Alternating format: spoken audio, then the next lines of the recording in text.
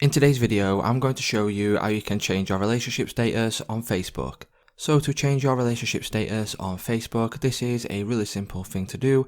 So the first thing you will need to do is open up your Facebook app. Once you have opened up your Facebook app, what you can do is you can go to the three lines in the top right hand corner, and then you can click on See Your Profile. Once you click on See Your Profile, you'll be brought to this page here, and if you scroll down a little bit, you will see an option now for Edit Public Details, or you can click on the Edit Profile option, and then once you scroll down, you will see your relationship status, and at the moment I have no relationship status on this profile, but what you will see, if you see this, you will see either single, taken, etc. So you can click on relationship status here.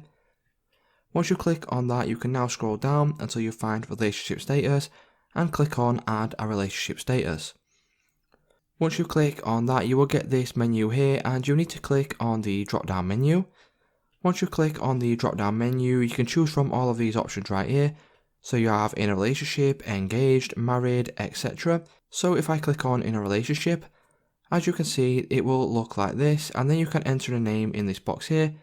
And obviously, if you are friends on Facebook with your partner, you can add them also to your profile. So what it will do is it will say I am in a relationship with whatever your partner's name is, and then you can go ahead and you can enter in an anniversary date. So you can put in 2018, April and then 4th, for example.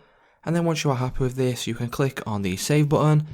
And that's just how easy it is to change your relationship status on Facebook, guys. If this video did help you out, please leave a like on today's video, and I'll see you in the next one.